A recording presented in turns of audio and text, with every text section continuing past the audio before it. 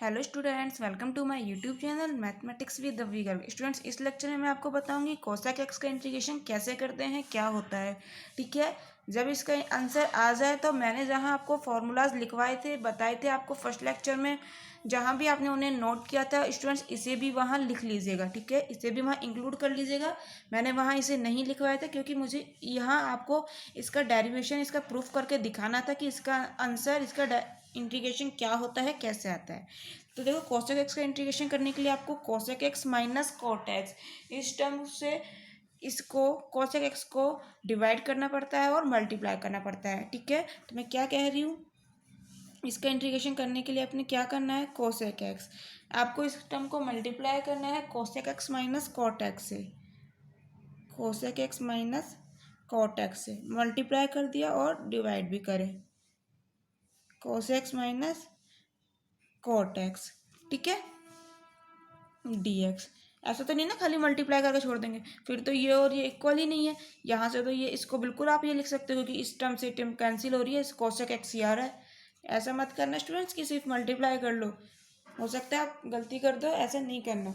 तो हमने ये करा cosec x minus cot x से मल्टीप्लाई और डिवाइड। अब आपने करना है cosec x minus cot x को टी मानना है। ठीक है, तो मान लीजिए let cosec x minus cot x is equal to t. ठीक है, अब इसको करिए डिफ्रेंशिएट, डिफ्रेंशिएट करिए। कोसेक एक्स का क्या होगा स्टूडेंट्स, डिफ्रेंशिएशन मैंने आपको बताया था, minus cot x cosec x. तो लिख लीजिए minus cot x cosec x. ठीक है, ये तो हो गया कोसेक एक्स का। अब हमें एक्स का भी तो करना है, तो एक्स का क्या हो जाएगा, डी एक्स। ठीक है, अब आता है minus cot x. Cot x का क्या होता है differentiation, minus cosec square x. लिख लीजिए माइनस कोसेक स्क्वायर एक्स। ठीक है, अब कोट एक्स का तो हो गया और एक्स का भी तो करना है, तो एक्स का क्या आ जाएगा, डी एक्स। ठीक है, कंप्लीट हो गया इधर वाला। अब आता है आर एच एस में, आर एच में से क्या है, टी। टी का क्या हो जाएगा डिफ्रेंशिएशन, डी टी। ठीक है, अब देखो दोनों टर्म में से कोसेक एक्स कॉमन आ रहा है। ठीक है, पहले आप ऐसा करिए, ब्रैकेट ओपन कर लीजिए और इसको प्लस कर लीजिए, माइनस माइनस प्लस हो जाएगा ना, कोट एक्स कोसेक एक्स। ठीक है, और डी एक्स देखो दोनों में है तो चलो बाद में कॉमन ले लेंगे, माइनस माइनस प्लस, और ये आ गया कोसेक स्क्वायर एक्स। ठीक है, और देखो डी एक्स कॉमन ही ले लो, मैंने अब यहाँ पे लिखा नहीं स्टूडेंट्स, डी एक्स दोनों में चीज़ में है, दोनों टर्म में है तो हमने ले लिया कॉमन। ठीक है, is equal to d t. अब इसमें से कोसेक एक्स कॉमन आ रहा है। ठीक है, यहाँ कोसेक स्क्वायर एक्स है, यहाँ कोसेक एक्स एक टर्म है, तो लिख लीजिए माइनस कोट एक्स प्लस क्या बचेगा, कोसेक एक्स। हमने कॉमन ले लिया कोसेक एक्स को और डी एक्स पहले से ही कॉमन है, is equal to d t. अब देखो यहाँ क्या है, cosec x minus cot x d x, cosec x minus cot x d x. क्या आप इसको लिख सकते हैं d t by cosec x, बिल्कुल लिख सकते हैं, लिख लीजिए is equal to minus cot x plus cosec x और d x is equal to क्या आ जाएगा, डी टी अपॉन, इसका डिवाइड कर दीजिए कोसेक एक्स। ओके, इसकी वैल्यू यहाँ पुट कर लीजिए और cosec x minus cot x, इसकी वैल्यू क्या है, टी।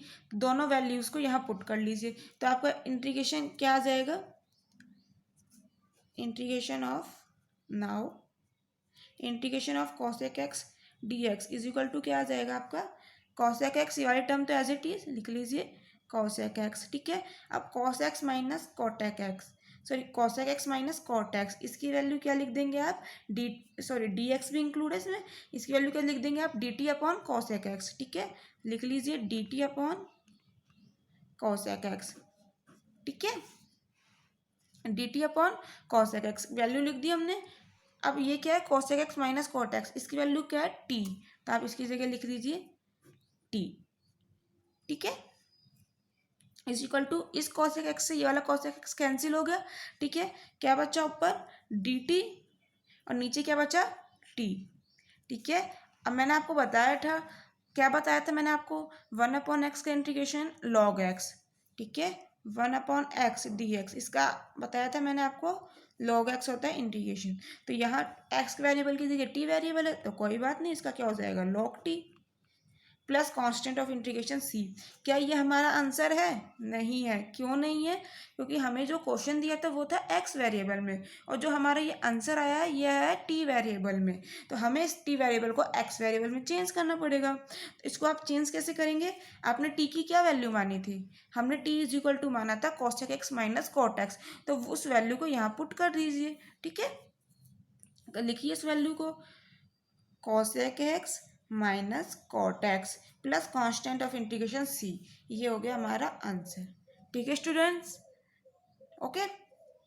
स्टूडेंट्स, अगर आपको ये चीज़ समझनी है कि हमने यहाँ डिफ्रेंशिएट क्यों लिखा है, केवल differentiate with respect to x क्यों नहीं लिखा, या फिर differentiate with respect to t क्यों नहीं लगा, तो स्टूडेंट्स ये चीज़ मैं आपको बता चुकी हूँ पहले काफ़ी लेक्चर्स में। ठीक है, मैं आपको बताती हूँ tan x का आप इंटीग्रेशन देखिए, उसमें मैंने आपको इस चीज़ को इंक्लूड किया है कि हम यहाँ differentiate with respect to x क्यों नहीं लिखते हैं। ठीक है, यदि आपको ये चीज़ समझनी है स्टूडेंट्स, और मैं तो कहती हूँ समझनी चाहिए, आपको पता होना चाहिए कि क्यों हम ऐसा करते हैं। ठीक है, मैथ के स्टूडेंट हो, हर चीज़ पता होना चाहिए स्टूडेंट्स कि क्यों क्या कर रहे हैं, कैसे कर रहे हैं। ठीक है, सो थैंक यू स्टूडेंट्स। अगर आपको वीडियो अच्छा लगा हो तो प्लीज़ चैनल को सब्सक्राइब कर लीजिए और वीडियो को लाइक कर दीजिए, जिससे कि आपको सभी आने वाले नोटिफिकेशन मिलते रहेंगे, और बेल आइकन को ज़रूर प्रेस करिए। ठीक है students, so thank you so much.